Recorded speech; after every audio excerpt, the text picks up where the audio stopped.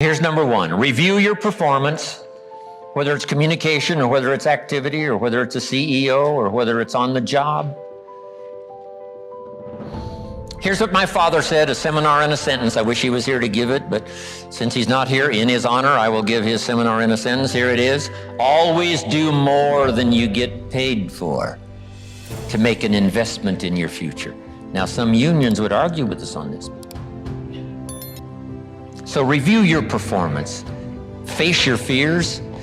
I don't know what challenges you might have in going over the stuff we've been going over in terms of amending your philosophy or going back and, redoing some stuff that you might have messed up.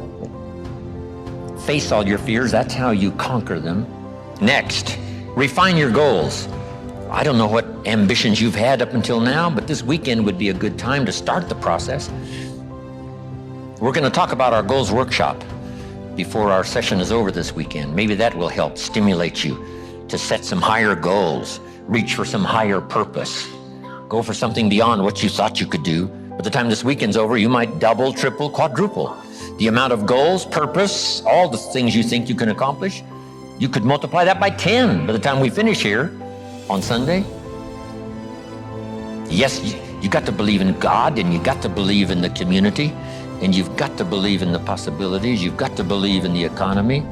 You've got to believe that tomorrow can be better than today. But here's the big one. Believe in yourself. There isn't a skill you can't learn. There isn't a discipline you can't try. There isn't a class you couldn't take. There isn't a book you couldn't read. If it's written in some other language, you just get it translated and read it.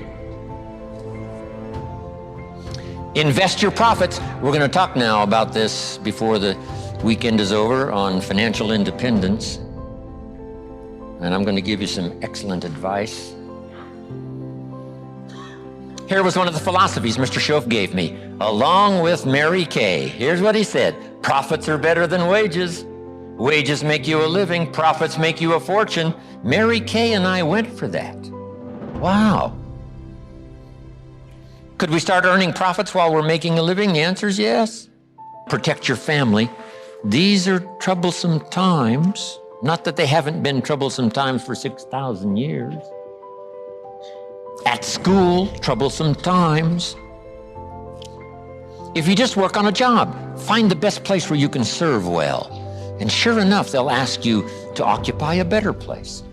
And if you keep doing a job well, the guy says, well, if I had a better job, I'd really pour it on. But I got this lousy job, so I just goof off. See, that's the philosophy of disaster. So you've got a lousy job. Do the very best you can. That's your best way out. It's not to do less than you could, but to do the best you can. With that philosophy, your life can take great leaps forward. Here's a Bible phrase that says, if you work on your gifts, they will make room for you. They'll make a place for you. Demand integrity from yourself. You can't demand integrity from someone else. Integrity is like loyalty. You can't demand it of someone else. You can only demand it of yourself. Be the best example of loyalty, and you'll get some loyal followers. Be the best example of integrity, and you'll have people surround you that have integrity. Lead the way. Next, welcome the disciplines. Can't give you much better advice than that, because disciplines create the reality. Disciplines build bridges, build cities. Disciplines. A well-disciplined activity creates abundance, creates uniqueness, productivity. Next, fight for what's right. It's a fight we're in. Storyteller says, and there was great war in heaven. Wow, you mean way back there? Yes. 1/3 of the angels conspired. I asked Bill Bailey, how long do you suppose it took 1/3 of these angels to get together? Did they conduct meetings? I don't know. Bailey says the storyteller doesn't say. I said, then we're supposed to use our imagination. I don't know. It does say finally the great war occurred. And the 2/3 prevailed and the 1/3 lost. One of the writers of later scripture, here's what he said: I fought a good fight. See, that's extraordinary to be able to say. I fought for my kids, and I fought for what was right, and I fought for my good health, and I fought to protect my company, and I fought for a good career that would bless my family.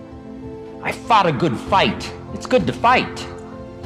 The encroachment, opposites are in conflict, and we're in the middle. And if you want something valuable, you got to fight for it. Then this writer also said, not only have I fought a good fight, and I'll finish with this, and I got a much longer list, but maybe I can cover these at another time. He said, I fought a good fight, and I kept the faith. See, that's the deal. Keep faith with your family. Fight like crazy and keep faith. Fight the enemy and keep faith. Fight illness and keep faith. Fight the evil and keep faith. I can't give you much better advice.